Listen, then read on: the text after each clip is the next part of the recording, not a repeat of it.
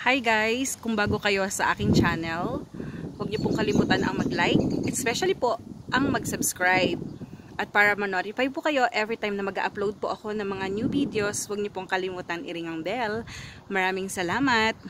So today po ay i-discuss po natin kung ano po yung top 10 easiest high pay jobs dito sa Canada. Ito yung mga tipong kahit wala kang diploma or wala kang mga certificate ay pwede mong pasukin, pero much better din po kung may mga certificate at may mga diploma rin po kayo, di ba? Yun po yung the best. Pero ito po kasi ito yung tipong ng mga trabaho na ma-applyan mo agad, yung mga ganong. So number 1 ay ang truck drivers. So even ang truck drivers, they need clean abstract experience. So dito kasi sa Canada, in demand ang truck drivers kasi syempre hindi naman makakarating sa paroroonan ang mga bagay-bagay kung walang mga drivers, walang mga truck drivers. Kaya siya medyo in demand. Ay normally kasi ang mga truck drivers dito is mga puti. And at the same time, sila po yung mga may edad na. So normally yung mga may edad na mga puti, yung po yung mga kinukuha nilang trabaho kasi it's more on the road, it's more on parang peaceful, and at the same time they love to travel. So kung gusto niyo pong magkaroon ng idea how much po talaga dito sa Canada yung kanilang parang license to parang permit para magkaroon ka ng drive test ay $4,000 po yun. Kailangan pinag-aralan mo rin lahat yun before ka mag-take ng exam kasi sayang naman kung hindi mo maipasa kasi it's so expensive, diba? Actually guys, pangalawang video ko na to. I don't know what happened to my first video, but what happened is it was erased and it's not uploaded yet. So I really wanna do this para sa inyo. So, pangalawa natin, kung i-ask nyo ako kung magkano yung per hour ng mga drivers dito, actually, malaki siya, 25 to 30, something like that. And, minsan nga, magka-rate pa sila ng mga nurses. So, diba ang galing? So, administrative assistant. So, dito kasi sa Canada, if you have this experience and certificate to be an secretary or encoder, lalo na kung may certificate ka pa na mula sa Canadian school, ay agad-agad kang maha-hire. So every business needs an administrative assistant because more of their jobs is organizational. It's more on computer, doing Microsoft Word, entering datas in Excel, and do reporting on PowerPoint. So in demand siya because every business needs it. So if you will ask me how much the rate of an administrative assistant is like close to $17 to $20. So itong job na to, it's so easy. It's like whenever it's winter time, you can just work inside the office, and when your task is done, you can just enjoy a cup of coffee beside you, diba, on your table. So nakakatuwa itong gantong klaseng job. Hindi siya that much stressful because you just need to answer phone calls for some inquiries and para sa mga clients, diba? So next is Uber delivery, like Uber Eats delivery. Ito yung mga driver na hindi kailangan mo lang ang clean abstract ka lang. You have the class 5 or you can drive, you can deliver food. Isang qualification nila is you just need to have a clean abstract para magtiwala sa iyo yung company na you are good to go, you are safe to drive, to deliver food for all the customer they have. So syempre yung Uber delivery ng Uber, yan yung mga easiest job din kasi you can earn $20 per hour. At the same time, kapag ka napakagalante ng pagde-deliveran mo ng food, they will give you tip. Diba? Tip. Money. So, I'm just sharing you this so you have an idea kung newly immigrant ka dito sa Canada. These are the things, these are the list of jobs that really easy and you don't need to show some of them and certificate or diploma, something like that. Next is construction helper. When you are construction helper, You don't need to have a diploma. They can just hire you because most of those construction helper are helping only the journeyman or the foreman. Sometimes you are just only holding one thing, and then it's like more on helping the one or the main person doing the job. So ito rin minsan, sometimes if you are construction helper, you're cleaning the site, you're just helping people around the work area.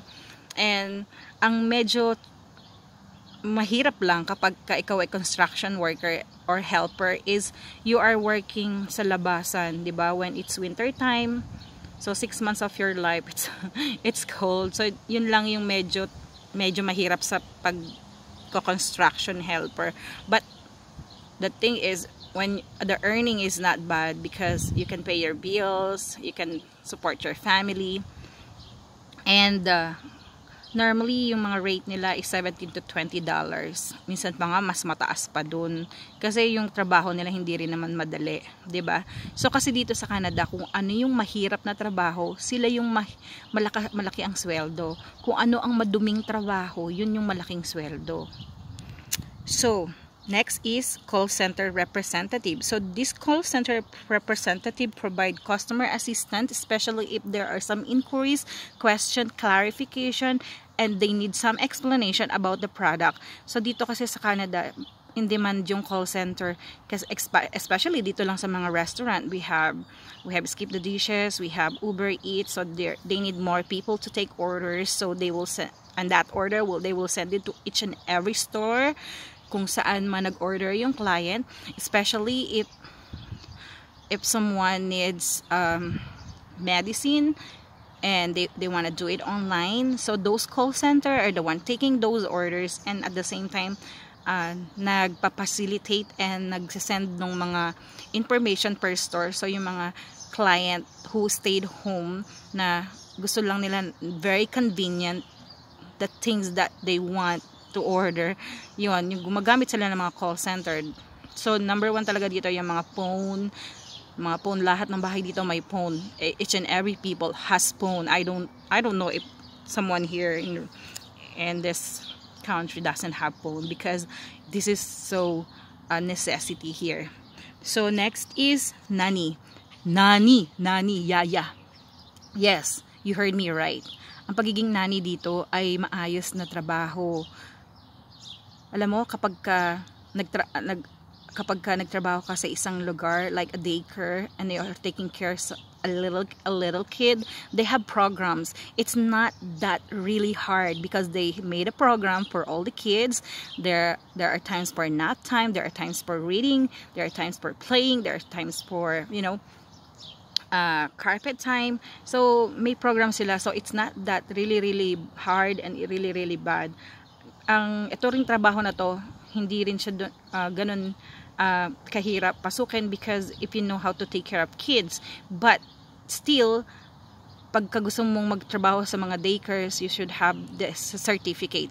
Meron din sila mga certificate na tinatawag na parang level 1, level 2, level 3, there's something like that. So mainam din sa daycare because sometimes the one you are taking care is old enough or laging nakaka-understand na ng mga bagay-bagay, unlike those little ones. Pero yung mga nanny dito talaga yung kumikita ng maayos. So normally they are paying $15 to $20 when you are working in one of the daycares. At the same time, privately at home, if someone wanna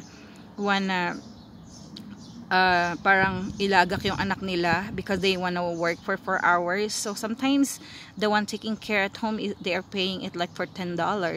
So ang kagandahan dito, kapag ang age ng anak mo is 13 to 12 to 16 years old, they are allowed to take care of their siblings, or they can have this certificate to parang katunayan na pwede silang taking care ng isang bata.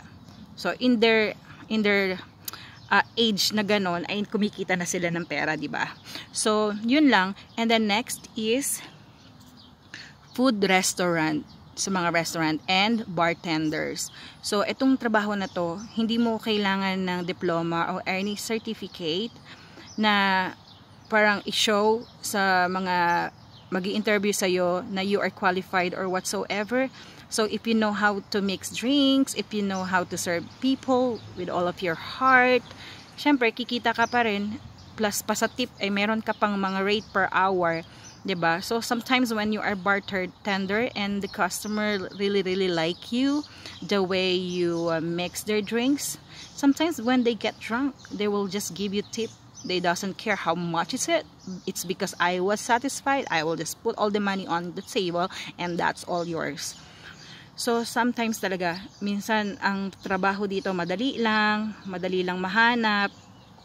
And yun, nakakatuwa kasi ay ikaw ang mamimili kung saan mo talaga gusto, kung ano yung love mong gawin, 'di ba? So next is maintenance cleaning. The more you get dirt, the more you get paid. So dito, $20 to $25 per hour ang bayad ng isang maintenance cleaner. Why? Because every single seconds and every single minute of their life, kuskus to the left, kuskus to the right. So ibig sabihin, pagod talaga sila. Taaka ang mga bahay naman dito, especially if you're cleaning residential and any offices, yan yung parang mga dust lang yung tatanggalin mo. Tatanggalin mo lang yung amoy, yung dust, you will throw the garbage, you will clean the table, you will organize things in the office or at home. But isang worst na pwede mong malinis dito ay yung mga construction site. If they hire you to be a maintenance cleaner and it was located in a construction site, yun na siguro yung pinakamahirap. Diyos mio, que horror. I did that once in my life. Yung maglinis ka ng pinagdumihan ng iba, tapos construction site pa siya. Huwag ka nang maligo pagpapasok ka doon kasi pag uwi mo mukha kang espasol. So next is, ang kita niyan is $20 to $25 per hour, which is not bad. But the thing is, yeah, it's tiring. Kasi talagang, syempre, because it's expensive, yung per hour niya, kailangan mo talagang gawin yung job ng tama, diba? So next is retail sales. So normally for the retail sales, they are hiring students who are just allowed to work 20 hours bi-weekly. So normally those students are just working for 4 hours, and most of the employers, they're cutting the labor and they know already what time the walk-ins are coming or the guests are coming, so they will fill those hours na busy lamang. Pero those dead hours, they will just have like 1 to 2 person. But if they already learned the hours, what time the walk-ins and customers are coming, they will fill those with so much stuff. So ito po, yung pag retail sale ay good para sa mga bata like 14 to 16 years old, or especially mga students kasi 'di ba, most of the students, they just want to work like a few hours. So yun, so na international students. And if you really love talking with people, it doesn't matter how old you are, talagang i-hire ka naman nila kung kailangan talaga nila ng tao. So last but not the least is door-to-door sale commission. Alam niyo ba yung door-to-door sale commission? Isa to sa pinaka gustong-gustong trabaho ng mga puti. Kasi you know what? Because when you are working at door-to-door sale commission, so example, they are offering Sastel or they are offering landline phone, something like that. Kasi doon, example, yung mga ganyang bagay, pagka nakakuha sila ng isang customer, because it's commission basis, meron silang $100 per customer na mai-invite nila or mai-encourage nila to take or to avail the promo. So, if in case that you are doing this kind of job, kung meron kang mga client or customer na ma-encourage to avail your product, example, 5 houses na ma-encourage mo, you have $500 per day. So there you go guys, yun nga yung door to door. So normally gustong-gusto to ng mga Canadian. I did this job once and I don't like it. Why? Because syempre meron tayo kasing language barrier. Sometimes when you are explaining it to the guests or to any customers, sometimes you are thinking of words to say and write words para napakawalan sa bibig mo. So normally yung mga puti talaga yung kumukuha ng ganitong job, and for them it's easiest for them because they grew up here, they know how to deal with this kind of things like encouraging and promoting the product. So there you go.